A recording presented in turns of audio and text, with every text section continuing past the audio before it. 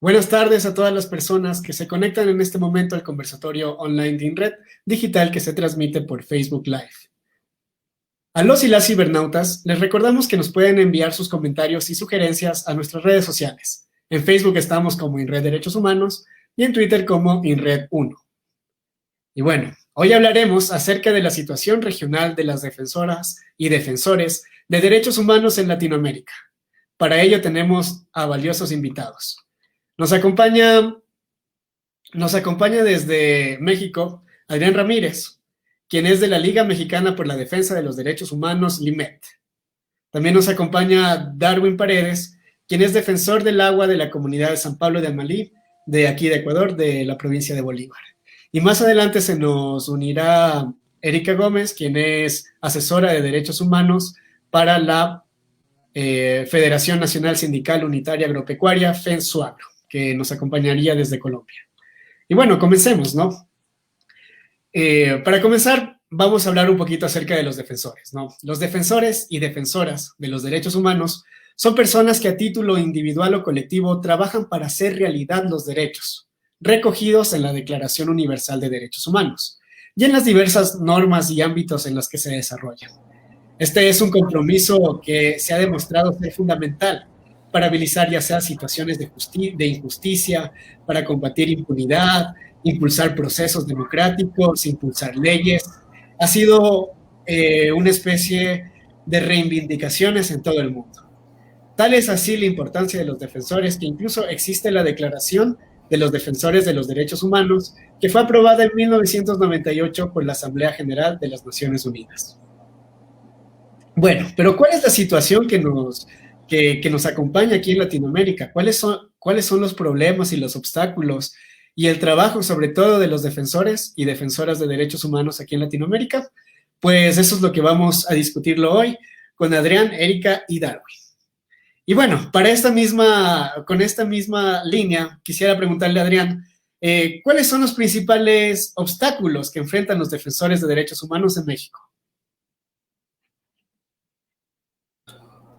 Bueno, pues primero un saludo, un abrazo a todos, hasta Ecuador y hasta Latinoamérica y el mundo, desde México. Creo que los principales retos que enfrentan los defensores en nuestro país y en todo el mundo es primero identificar quién es defensor, quién no lo es, y, y el reconocimiento que quién le otorga el papel de defensor de derechos humanos. Eh, para poder contestar la pregunta, me gustaría comentar que ha habido a lo largo de la historia un proceso de tipologías de defensores de derechos humanos, comenzando por aquellos que nunca se reconocieron como defensores, los familiares de las víctimas de la desaparición forzada, de la persecución política, de las grandes represiones que se fueron organizando para luchar por la presentación con vida, para luchar por los presos políticos, el retorno de los exiliados, fueron aquellas personas que sin reconocerse como defensores empezaron esta gran tarea y después encontraron eco en personas vinculadas al derecho o a las cuestiones confesionales, a la solidaridad humana, y de ahí se fue comenzando una nueva generación de asociaciones que al cobijo de algunas instancias de asesoría jurídica o de apoyo religioso fueron conformando los primeros grupos que trabajaron por los derechos humanos. Después fueron promocionando y presionando a la comunidad internacional para conformar grupos, y sería por ahí de los años 20 del siglo pasado cuando en Europa sobre todo se crea la Federación Internacional de los Derechos Humanos, que viene como antecedente de la Liga Francesa de Derechos Humanos con el caso Dreyfus en el siglo XIX, finales, ya para iniciar el XX. La persecución a los judíos en Europa por parte del nazismo fue generado un movimiento que llevó a juristas, a personas reconocidas en la filosofía y en la política a conformar las primeras organizaciones de derechos humanos, y en nuestros países estos otros movimientos de familiares que fueron aprendiendo y conociendo de estos esfuerzos, como fue en el caso de América Latina, la Liga Argentina de Derechos Humanos. Pero después viene otra generación, una generación que empieza a estudiar en la universidad o obligar a las universidades a que se pongan a estudiar derechos humanos y que se empiece a construir la teoría de los derechos humanos. La presencia de la Declaración Universal de los Derechos Humanos de 1948, posterior a la Carta de San Francisco, crea esta declaración universal, y de ahí se empiezan a gestar los primeros reconocimientos de los derechos humanos como elementos fundamentales del núcleo duro de lo mejor del derecho internacional para proteger a las personas en el mundo. Pero viene de ahí el reconocimiento por parte de las Naciones Unidas de la resolución 1296 del Consejo Económico y Social, que le da un estatuto consultivo a algunas organizaciones que se empiezan a dedicar a la defensa de los derechos humanos, y comienza un proceso de especialización. Terminando esa etapa, entonces comenzamos la etapa del ONGismo. Y esta etapa del ONGismo es una etapa importante, por un lado, porque se va promoviendo desde el seno de las Naciones Unidas un estatus que produce una especie de equilibrio entre la obligación de los Estados miembros de informar sobre el estado que guardan los derechos humanos de acuerdo a los órganos convencionales de las Naciones Unidas, es decir, aquellos que suscriben los países y los convierten en ley suprema al incorporarlas a su soberanía, y entonces empieza ese estatuto consultivo. Pero este ONGismo viene desarrollándose de manera vertiginosa y va a producir un cambio muy importante. En ese cambio importante, los derechos humanos se van a politizar y van a sufrir un proceso de utilización de algunos estados y gobiernos para empezar a jugar dentro de la política internacional qué países violan o no violan los derechos humanos. Y empieza este mismo fenómeno que se dio en el Consejo de Seguridad de Naciones Unidas, donde hay derechos de veto.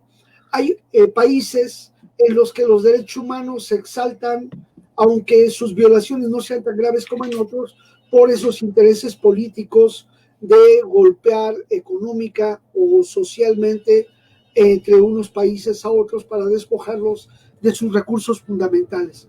Este proceso de ONGismo es muy importante, pero a la vez fue pernicioso, porque a través de los financiamientos que se empiezan a otorgar a grupos de derechos humanos, viene un nuevo proceso de defensores, que son aquellos estudiosos de los derechos humanos, los egresados de las escuelas y universidades, que reproducen los estándares que el derecho internacional les da y que de alguna manera van legitimando modelos de violación a derechos humanos, respetando ciertas normas y desplazando a los grupos de luchadores sociales, a los grupos opositores o a los grupos que legítimamente van luchando por un derecho en sus territorios, en sus colonias, en sus espacios. Y, por ejemplo, surge la declaración del año 98, tan importante, donde nuestra federación, la Federación Internacional de los Derechos Humanos, tuvo un papel también relevante en la conformación de ese procedimiento, a través de la creación, junto con la Organización Mundial contra la Tortura, del mecanismo de protección de defensores de derechos humanos, que viene a ser uno de los elementos dinamizadores también de la creación del relator especial, tanto en la ONU como después vendrá también en la OEA.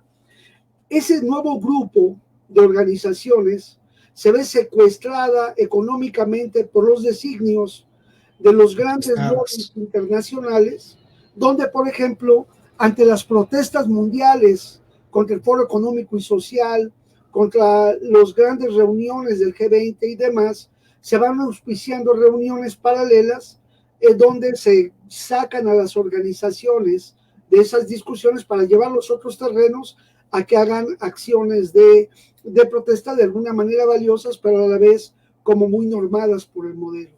Y lamentablemente viene el cuarto periodo de defensores que se dan en el proceso del neoliberalismo, mientras el neoliberalismo crea las grandes ONGs y las captura para sí. Viene otro grupo importante de personas que en el mundo empieza a defender los derechos de aquellos que han sido, por ejemplo, víctimas de los modelos de ajuste estructural, el neoliberalismo y la delincuencia organizada que produce grandes estragos y que produce grandes modelos de corrupción donde se fabrican delincuentes, donde la tortura se generaliza y hay violaciones masivas y graves a los derechos humanos que no se identifican porque son el cotidiano de la aparente corrupción o la supuesta incapacidad de los gobiernos para lograr hacer frente al cambio que ellos mismos propiciaron al irse convirtiendo en narcoestados policíaco-militares. Surge con el estatuto del 2001 de Estados Unidos después de las Torres Gemelas. Por otro lado, también en Naciones Unidas se establece la Convención de Palermo, se establece como una fuerza importante en el mundo los derechos del enemigo, el derecho penal del enemigo, y viene una violación sistemática de derechos humanos donde los familiares de las víctimas, de los supuestos daños colaterales, se van creando lo que se llaman los falsos positivos o los culpables fabricados y una gran violación a los derechos humanos. Las personas que reclaman por su desaparecido, por su familiar, son estigmatizadas y son mencionadas, son grupos delincuenciales, no hay que meterse con ellos, ¿para qué se metieron en este tipo de cosas? ¿Para qué lo buscaron? Y las organizaciones que ya estábamos presentes antes, no podemos reaccionar en ese periodo y lamentablemente esta nueva camada de defensores de derechos humanos sufre los estragos mayores porque es a quienes asesinan, ejecutan, persiguen, detienen y desaparecen. Por ese lado, los familiares del fenómeno delincuencial, pero por otro lado, la presencia de los grandes megaproyectos para quitar los recursos de los países y la explotación despiadada, violando los estándares internacionales que ya la OCDE había establecido para las empresas con las cartas performance.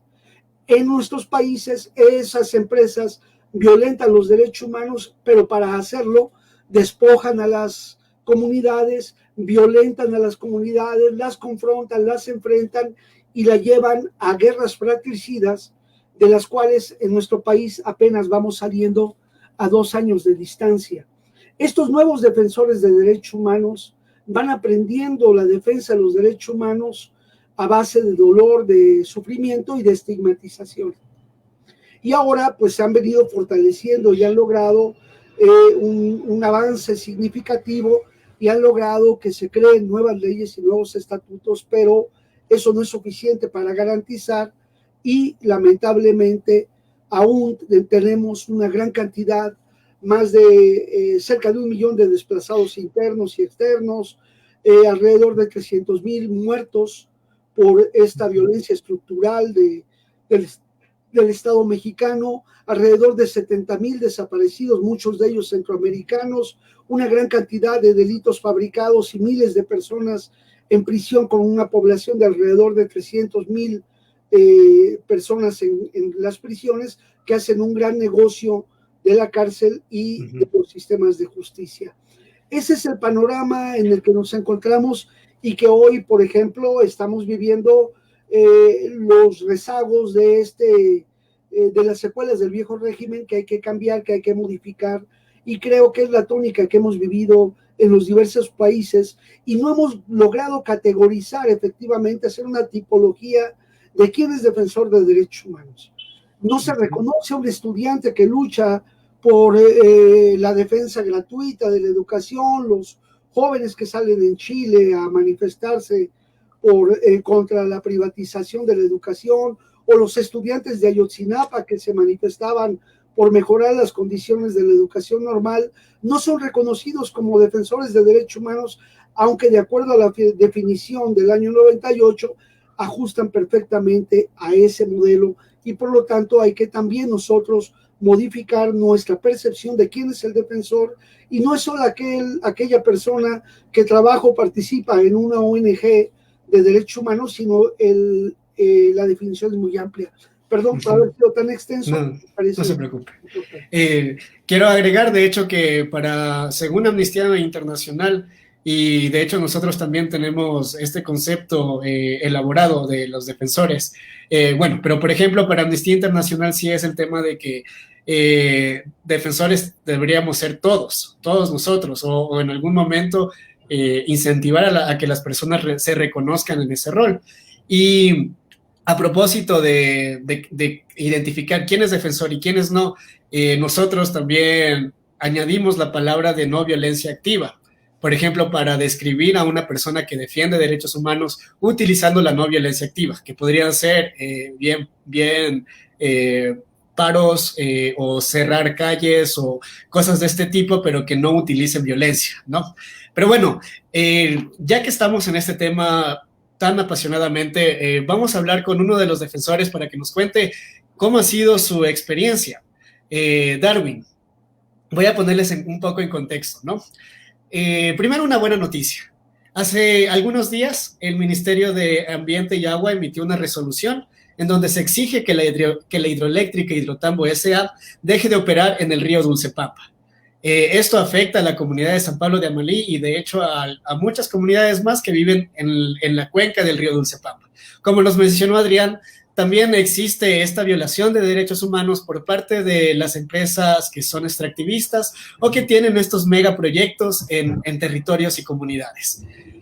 Darwin, sabemos muy bien que la comunidad de San Pablo de Amalí lleva décadas resistiendo, lleva décadas, y para que no se intervenga en el Dulcepapa. Pero, ¿qué hay detrás de toda esta lucha? ¿Qué hay detrás del esfuerzo para esta resolución? ¿Cómo fue el trabajo?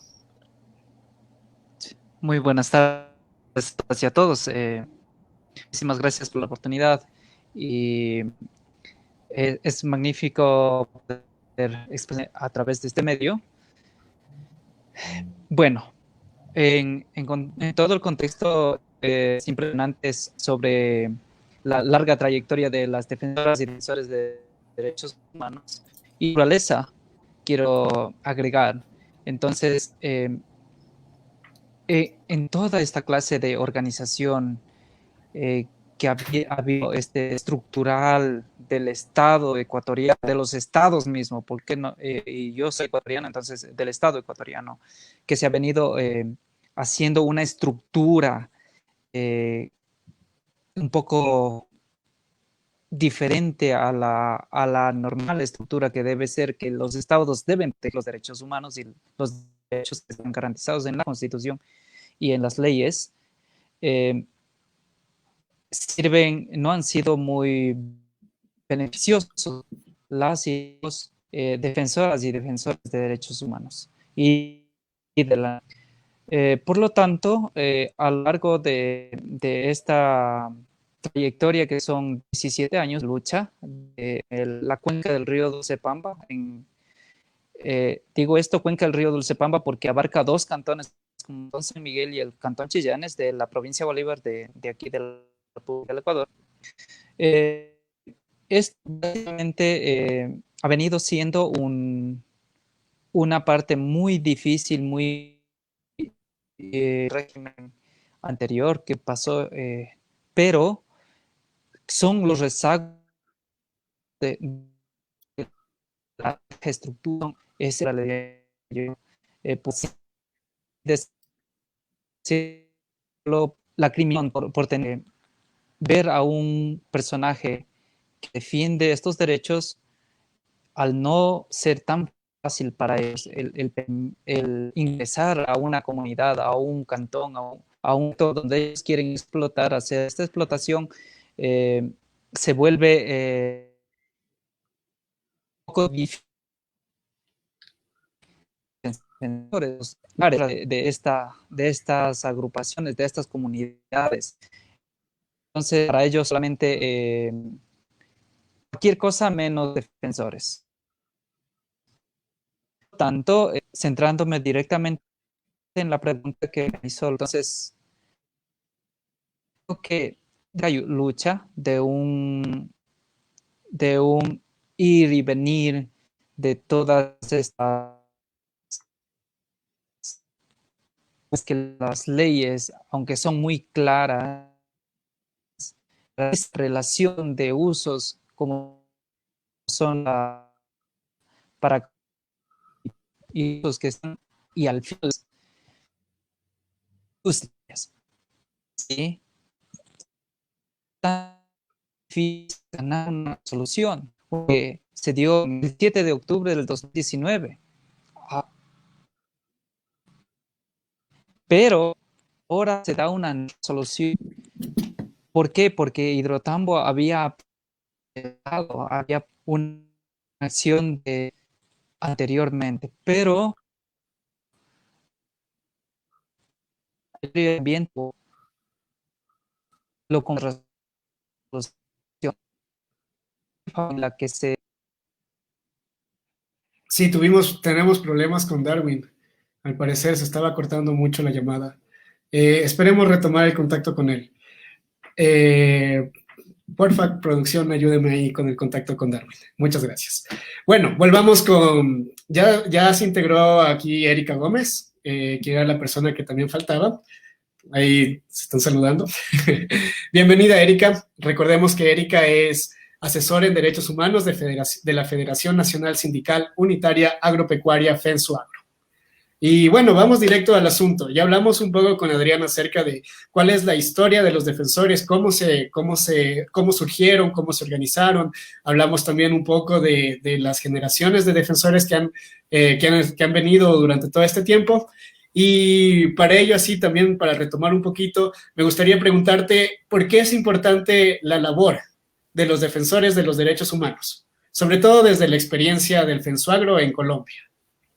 Bueno, buenas tardes a todas y todos. Efectivamente, pues, bueno, es evidente que hemos tenido problemas de comunicación, pero bueno, ya dando respuesta a tu pregunta, la labor de los defensores de derechos humanos a nivel nacional y regional creo que ha sido extremadamente valioso, porque se ha podido visibilizar, pero además dar exigibilidad a los estados sobre las vulneraciones, diferentes vulneraciones que se han venido presentando, ¿no? Y es como hemos visto que así como en la década de los 90 y a comienzos de la década pasada, surgió unos avances interesantes en cuanto a las diferentes constituciones de los diferentes países de América Latina.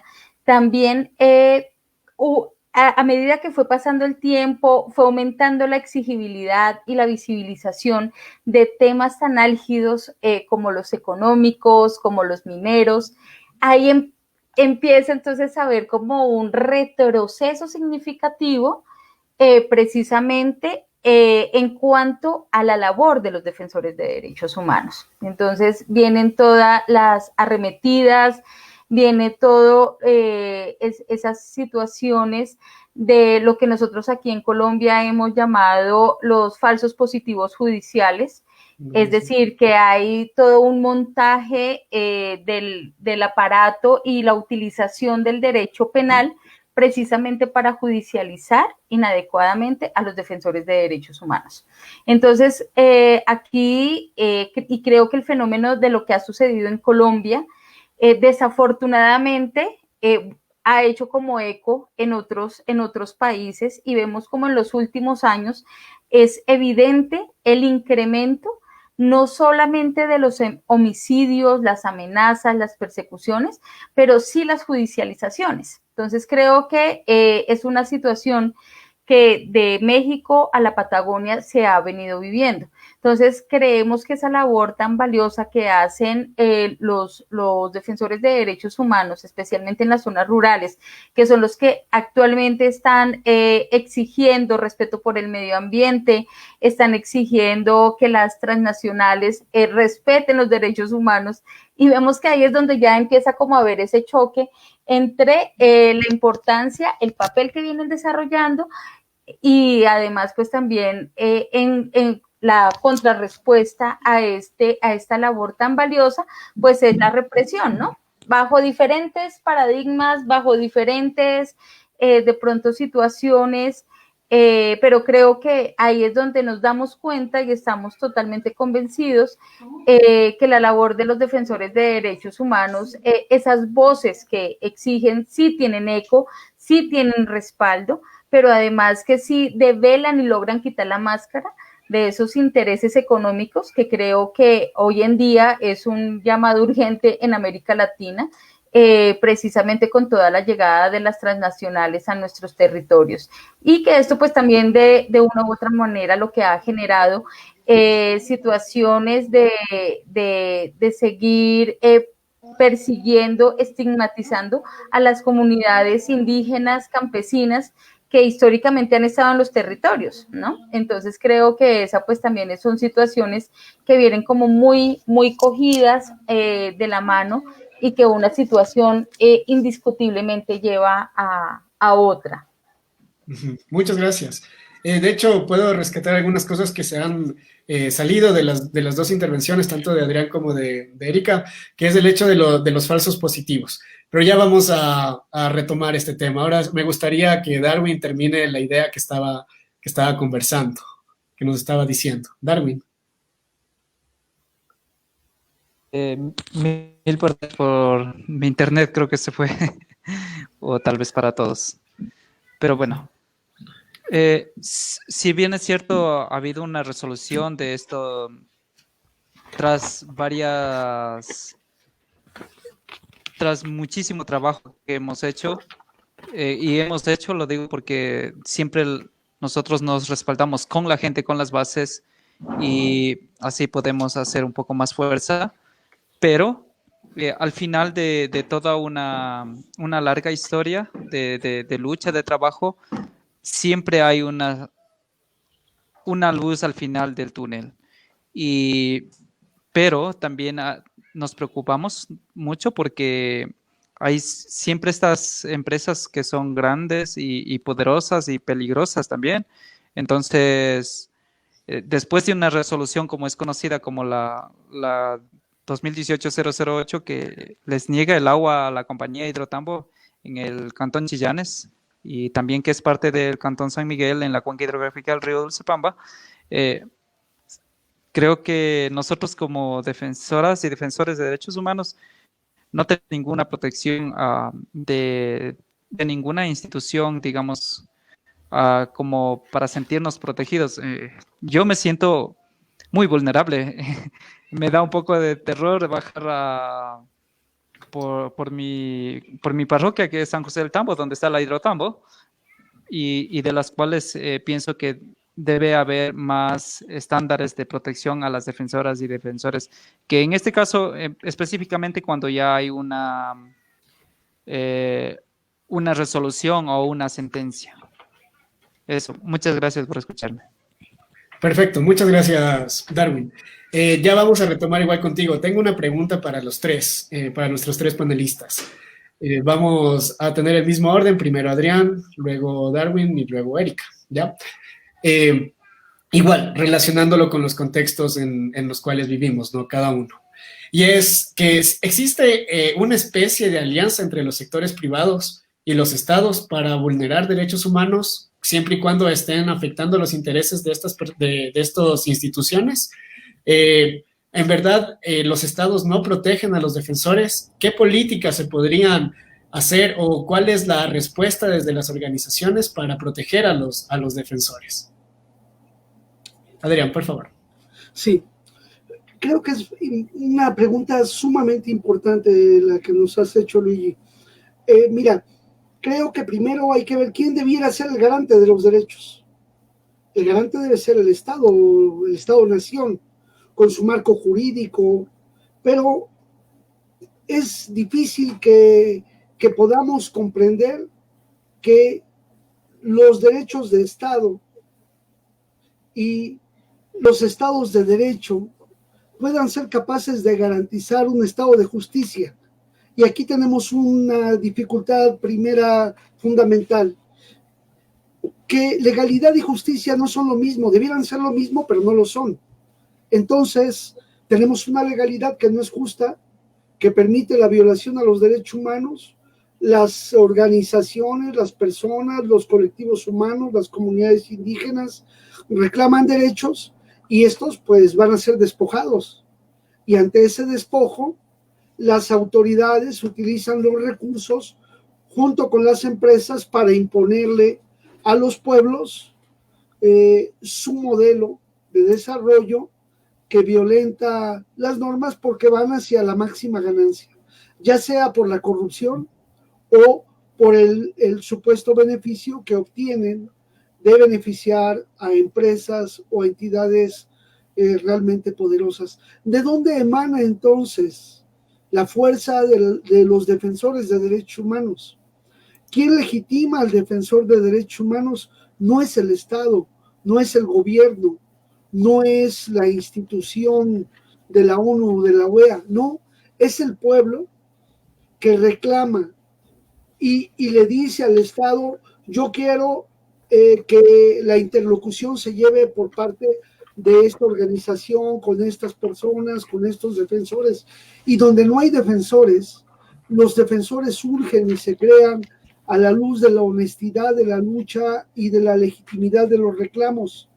Entonces, aquí el elemento central es que hay que entender que hay algo que se le va a quitar a alguien y ese algo que se le quita genera una ganancia para quien discrimina, para quien utiliza los recursos, tanto jurídicos como políticos y militares o policíacos, incluso ahora delincuenciales, para imponer un estado de cosas.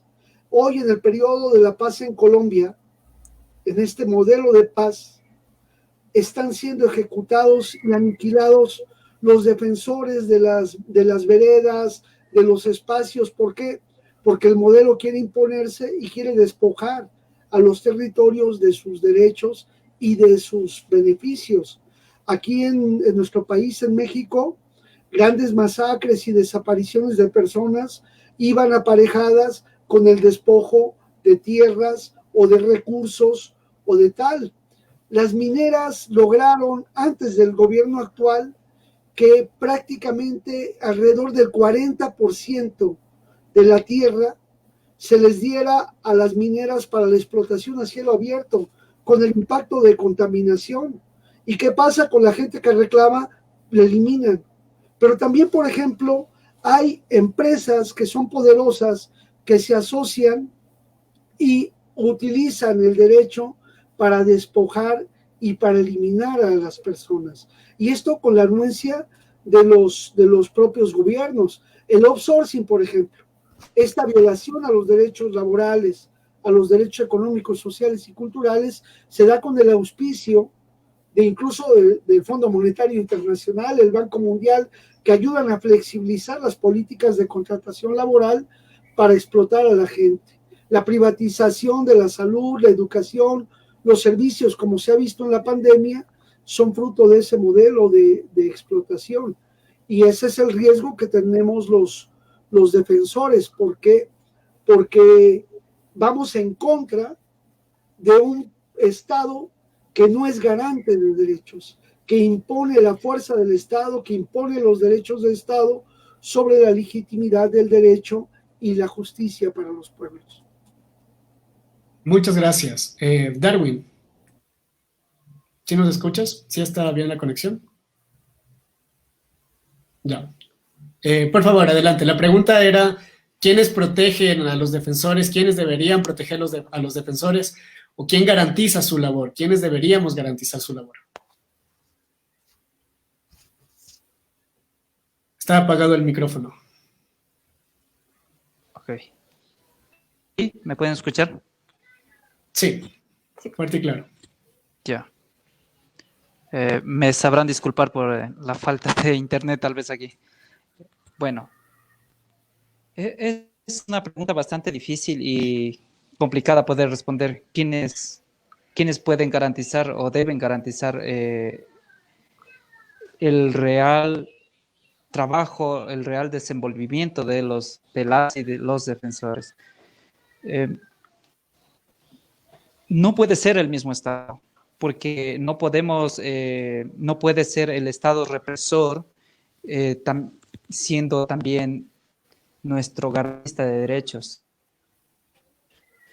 Creo que debe haber una parte en nuestro país, creo que la Defensoría del Pueblo, o debe crearse alguna institución paralela, pero no creo que el Estado ecuatoriano nos está garantizando nuestros completamente, aunque existen en las leyes, en el papel, pero hay que luchar para que esto se cumpla.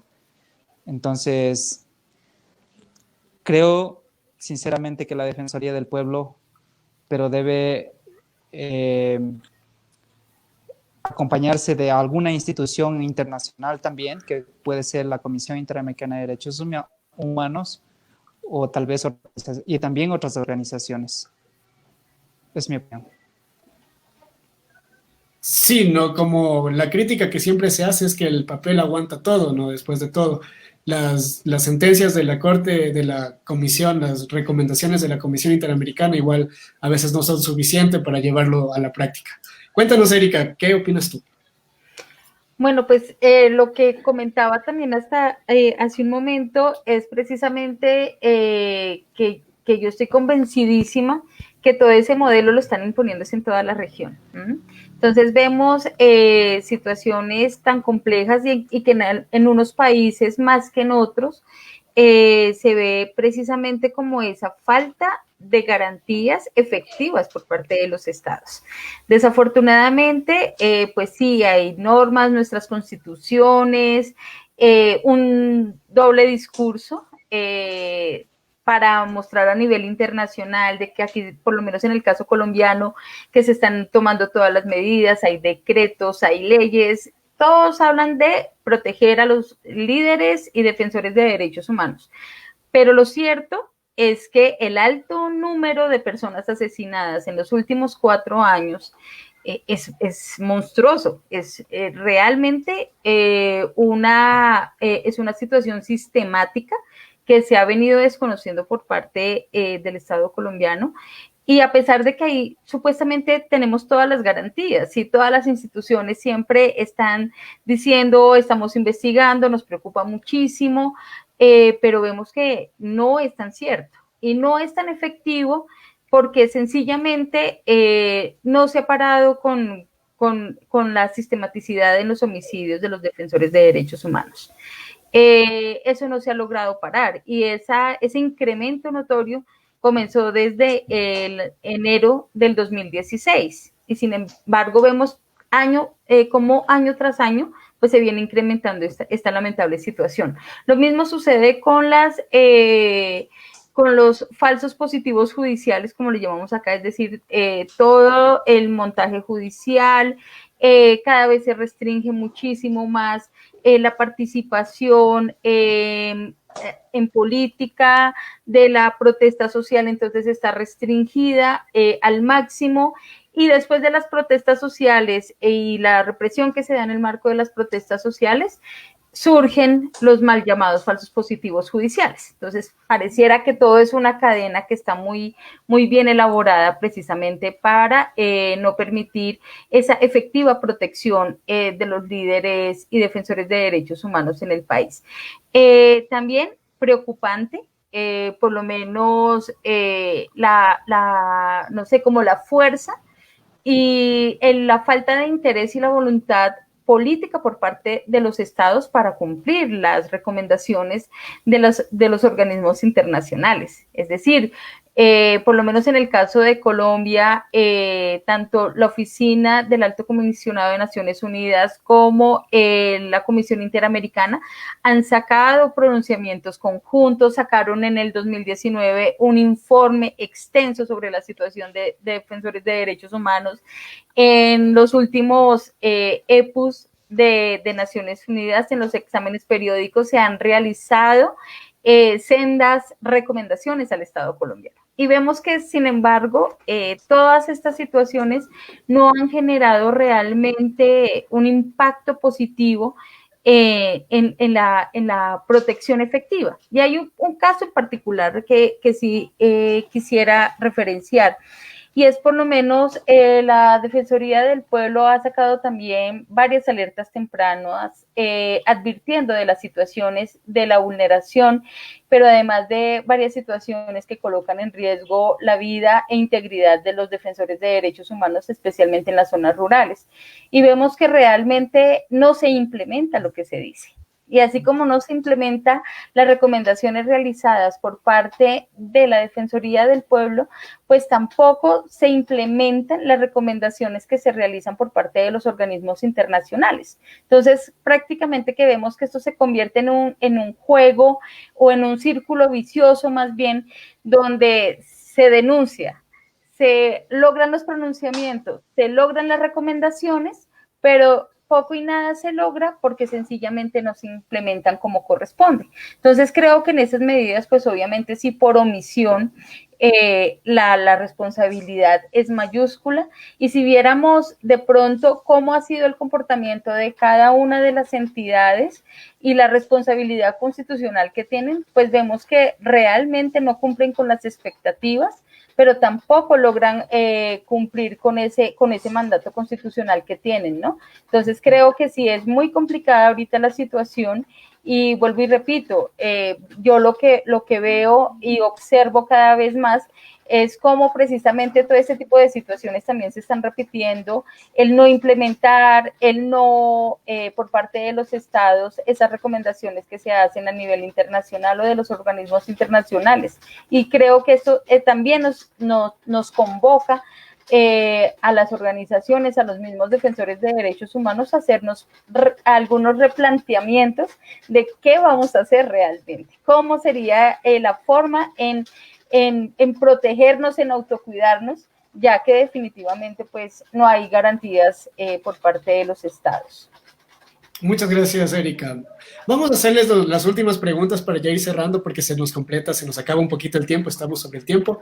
Y quería pedirles a nuestros panelistas que lo den a manera de conclusión, ¿no? Acerca de lo que vamos a tratar, que ya es para ir finalizando, ¿no?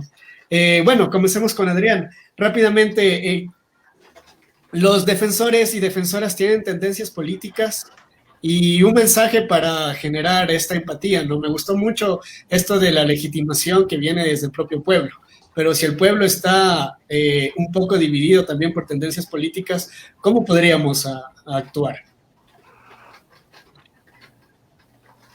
Sí. Bueno, quiero cerrar mencionando primero que el movimiento de derechos humanos es un movimiento exitoso, es un movimiento triunfante, pero no es un movimiento transformador. Él no transforma la sociedad, no la cambia, no cambia la estructura de desigualdad, de opresión, de violación sistemática de los derechos, pero en los casos donde logra intervenir, su acción puede ser exitosa. Y lo que también es cierto es que, como garantes de los derechos, los defensores de derechos humanos primero actúan sobre la base de la ética. Y claro que son movimientos políticos, y quien no entienda que estos son movimientos políticos, pues no entiende nada, ni siquiera de dónde está participando. Pero al menos cada organización se da para sí una soberanía estatutaria y define a quién defiende. Nosotros, por ejemplo, defendemos a cualquier persona que lucha por la emancipación de sus derechos como persona, como comunidad, como colectivo. No apoyamos ni empoderamos a partido alguno, organización alguna, ni mucho menos hacemos actos de política. Ningún integrante de nuestra organización ha ocupado puesto político alguno, y respetamos a quienes lo hacen. Hay quienes crean organizaciones para defender su movimiento. Por ejemplo, hoy hay una diferencia en Chiapas bastante agudizada, porque hay quienes defienden un grupo y hay quienes defienden otro grupo, y entre ambos han llegado al fratricidio, porque la gran ganancia del poder está en ahora poner a luchar al pueblo contra el pueblo, mientras ellos tranquilamente le despojan de sus recursos. Y como aditivo meten a grupos armados de la delincuencia organizada o ahora llamados autodefensas, llamados paramilitares, como quieran, pero son entes ajenos a la estructura interna que produce el desgajamiento del tejido social y lo confronta. Entonces, si entendemos nuestra participación política, no puede partidizarse ni politizarse, sino ser respetuosa y ética de ayudar al pueblo en su lucha por la emancipación. Ahí sí no vamos a apoyar ni al poderoso, ni al que tiene los recursos, ni a las empresas. Y sin embargo, si ustedes le escarban un poquito hoy, muchas ONGs son instrumentos para imponer nuevos modelos de inversión, nuevas tecnologías o confrontarse entre poderosos de la economía para las ganancias internas. Ni siquiera se da cuenta del papel que están jugando. Pero lo más valioso hoy es que sí somos un movimiento efectivo y los defensores se han sabido defender a sí mismos, y por supuesto que entre más organizada está una coordinación de personas y voluntades, menos riesgo padece al confrontarse en la lucha por los derechos humanos. Pero no podemos dejar pasar por alto que lo que nos ayuda mucho es la unidad de la coordinación de organizaciones. Organizaciones que logramos llevar nuestra voz a otros países, llegamos a romper los hilos de impunidad entre algún sector y comprendemos también que a pesar de que somos muy pequeños en torno al poder, también tenemos la capacidad de saber articular durante las contradicciones de los conflictos de poder para poder avanzar. Y hemos logrado avances significativos. Prueba de ello es la labor que hacen muchísimos defensores en el mundo que han logrado cambios extraordinarios, pero se ha tenido que pagar un alto costo que no quisiéramos pagar. Y denunciamos y señalamos que los estados y gobiernos han creado mecanismos que llaman de protección de defensores, donde aíslan al defensor de la causa que produce el riesgo que expone al defensor. Por ejemplo, nosotros no todo el tiempo estamos siendo amenazados. Somos amenazados cuando hay un caso que toca algún interés y sobre ese interés nos amenazan para aislarlos, para poder despojar a quienes estamos defendiendo de sus recursos. Bueno, la mejor defensa de un defensor es resolver los casos que ese defensor está atendiendo y no quitarlos al margen, diciendo, bueno, pues te vamos a dar protección, te vamos a dar equipos de radiocomunicación, etcétera, camiones blindados, lo que sea. No, lo que tenemos que hacer es resolver el problema que genera la amenaza y la impunidad, porque estrictamente al defensor no lo van a atacar. Una víctima de violación a derechos humanos, una comunidad que se deja despojar, unos familiares que no reclaman por la violación que se hizo, estudiantes que no reclaman su derecho, comunidades campesinas o laborales que no reclaman, pues no les va a pasar nada porque ya les está pasando, les están despojando impunemente. Por eso es tan importante la unidad de nosotros y qué bueno que hoy podemos utilizar este tipo de herramientas para nuestra defensa. Y además, saber manejar los mecanismos nacionales e internacionales para ampliar nuestro marco jurídico, para hacer litigio estratégico, para hacer defensa estratégica de nuestros derechos, es una medida eficaz. Por ejemplo, hoy la Federación Internacional de Derechos Humanos ha lanzado una campaña de apoyo a los defensores que se llama For Freedom, que va logrando libertades, que va logrando modificación, que cuando hay amenazas a defensores que pertenecemos a la federación o a la Organización Mundial contra la Tortura, pues nos apoyan en el litigio, nos dan visibilidad, nos acompañan, y eso ya es un elemento importante. Pero lamentablemente, quien está en la comunidad, quien está en las zonas rurales, quien está en los sitios más apartados, es quien más riesgo está y a quienes menos apoyo se les brinda. Por eso tenemos que fortalecer este apoyo y de verdad agradecemos mucho en Red porque es una organización que ha sabido aplicar perfectamente los mecanismos de defensa de los derechos humanos y ha acompañado al pueblo en sus luchas por emancipación y ha enfrentado tantas situaciones difíciles como también sus compañeros en Colombia, como está Erika, y nos da mucho gusto que tengamos aquí a Edwin hablando con nosotros. Gracias. Darwin, sé que tienes también un poco apretada tu agenda. Me gustaría que también nos digas una conclusión para si es que en caso de que tengas que salir. Preguntarte, ¿cómo podemos levantar la empatía? ¿Cómo podemos generar unión a los defensores, hacia los defensores, ¿no? De la población que no conoce la labor de los defensores?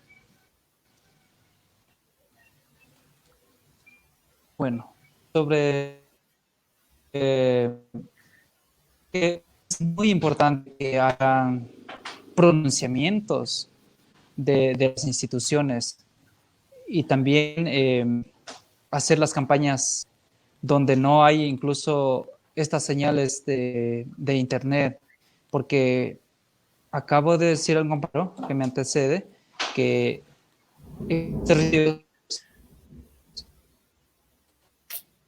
no hay, pero entonces ahí es donde se generan vulneraciones de derechos y ahí hay mayor riesgo para todos. Entonces sería que haya mejor políticas de concientización, de dar a conocer todo el trabajo que hace determinados personajes. También habíamos estado un poquito hablando sobre el tema de las políticas y seguramente creo que todos estamos dentro de este tipo de escaparnos y no vamos a escaparnos de tendencias políticas. El hecho de tan solo estar al frente o cerca creo que es un espacio político donde nos podemos visualizar y así aunque no queramos visualizarnos, es obvio que estamos ahí y tenemos que ir por el camino correcto y siempre siendo lo más posible dentro de este proceso. Me refiero mucho aquí en Ecuador, que Ecuador está entrando en campañas políticas y siempre somos como el ojo de la derecha, de la izquierda, del lugar que llámese, del centro, pero por tener beneficios. Nosotros tenemos una política de servicio. Nuestra política es de servicio, de defensa de los derechos de la naturaleza. Entonces, que quieran alinearse por conveniencia es otra cosa, pero también tenemos nuestra línea que va en defensa. Y si hay alguien que está en esta defensa, nosotros seguramente estaremos en esta defensa. No podemos el sol común es una gran realidad sobre lo que pasa. No podemos no se puede juntar con el aceite. Muchas gracias. Muchas gracias, Darwin. Bueno, y Erika, por último, sabemos que estos días en Colombia han estado con una situación muy violenta, un poco complicada. ¿Nos podrías dar consejos para aquellas personas que se encuentran en este momento defendiendo sus derechos, ya sea en la calle, ya sea en el campo, o ya sea incluso en ámbitos que sean jurídicos, ¿no? Sí, pues mira, un poco precisamente con lo que viene sucediendo en el país, sobre todo en las últimas semanas, pues lamentablemente esto se había advertido y esto se veía venir, ¿no? No es solamente el tema de este ciudadano que fue vilmente asesinado, sino han sido los crímenes sistemáticos contra los defensores de derechos humanos, pero además el incremento de las masacres en el país. De hecho, en lo que va corrido de este año, se han contabilizado 55 masacres, es decir, situaciones que hace unos 5, 6 años tal vez no se presentaban en el país.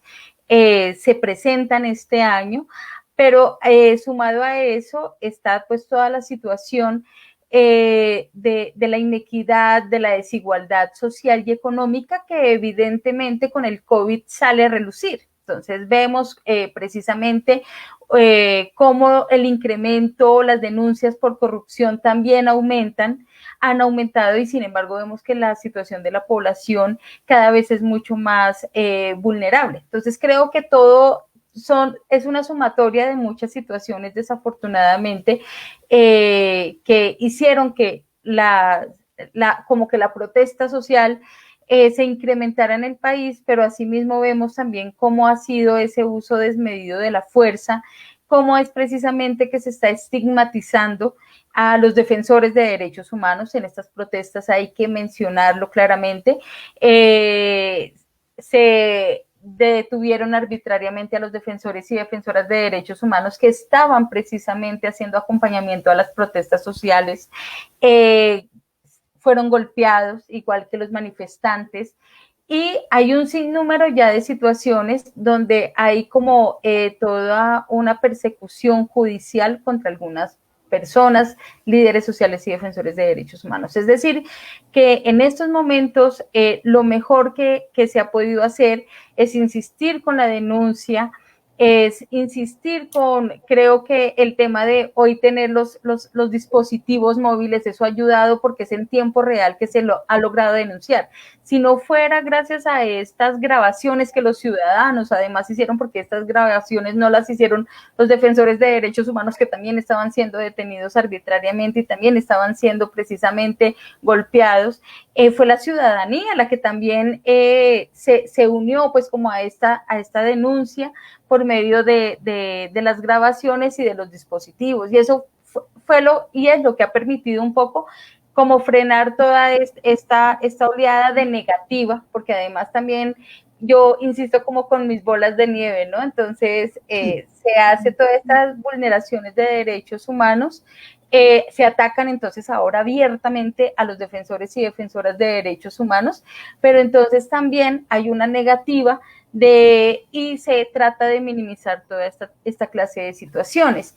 Y el tema es que, por ejemplo, indiscutiblemente, aquí los movimientos de derechos humanos y defensores de derechos humanos, a lo largo de su historia, han sido como muy respetuosos. Obviamente, ya el hecho de estar organizado, pues es un acto político, ¿no? Es un acto de resistencia, es un acto político, pero sin embargo vemos cómo se ha estigmatizado y pues aquí pues el caballito de batalla ha sido precisamente como el conflicto interno que se ha tenido. Entonces vemos también cómo en los últimos 2 años se ha incrementado muchísimo más esas detenciones arbitrarias contra sindicalistas, contra toda persona que precisamente esté defendiendo o esté a favor de defender los derechos humanos, económicos, sociales y culturales, pues también se convierte en objetivo y presa fácil, por llamarlo de alguna manera, de estas represiones.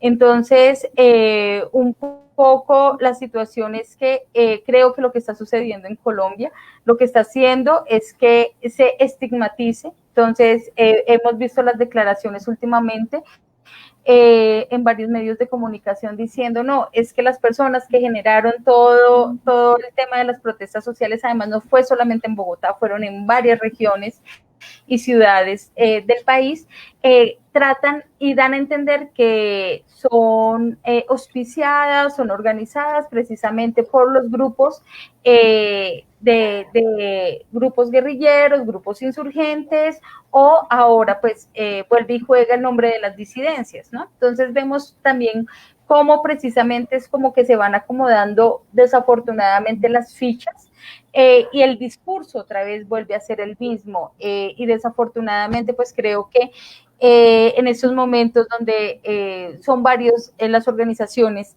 que han seguido y han contribuido para lograr sacar a flote y se implementen los acuerdos que se firmó con la extinta guerrilla de las FARC, pues vemos realmente que cada vez ha sido muy difícil y por eso pues la insistencia en seguir denunciando. Y un caso tipo pues es precisamente lo que ha venido también sucediendo con FENSUAGRO y las organizaciones filiales de FENSUAGRO, que a lo largo y ancho del país, pues vemos que también desafortunadamente es la organización o la federación la que mayor número de personas asesinadas, judicializadas, tienen en sus estadísticas, y esto es lamentable, ¿no? Porque pues son personas campesinas, comunidades olvidadas además, y pues que tenían como sus apuestas con todo lo que se había acordado en La Habana, pero desafortunadamente por la falta de implementación de los acuerdos y los incumplimientos por parte del Estado colombiano, pues se ha logrado es precisamente que la gente salga a protestar, y detrás de la protesta social y la exigibilidad de sus derechos, pues vuelve y juega como toda esta represión. Entonces, creemos y consideramos pues que el hecho de que la gente siga con el ánimo de organizarse, de organizarse, de defender los derechos humanos, pues consideramos que también es un hecho político, pero creo que coincido bastante con Adrián, ¿no? Se logran muchas cosas, se logran algunos avances, pero no se logra como ese trasfondo y de cambiar situaciones y modelos que realmente nos están afectando y nos siguen, pues, siguen siendo como esos generadores de vulneración de derechos. Y bueno, muchas gracias a todos nuestros panelistas. Hemos llegado al final de este programa. Quisiera también tomar las palabras de las personas que estuvieron aquí y decirles que cuiden a los defensores, cuiden a las defensoras y defensores que están cerca suyo, a los locales, a las personas que quieren hacer algo. Puede ser alguien que está a tu lado. Muchas gracias a todos y todas por sus comentarios. La hemos estado leyendo también. Gracias por apoyarnos. Y bueno, recuerden que este programa lo podrán encontrar colgado en nuestro canal de YouTube INRED Digital. Agradecemos la presencia de Adrián Ramírez, agradecemos la presencia de Erika y la de Darwin, que creo que ya tuvo que irse porque él tenía otro compromiso. Bueno, recuerden que si desean que analicemos alguna problemática social, nos pueden dejar sus comentarios en esta transmisión o enviarlas a nuestro correo comunicación@inred.org. Y eso ha sido todo. Muchas gracias. Hasta la próxima semana. Gracias por la invitación. Chao.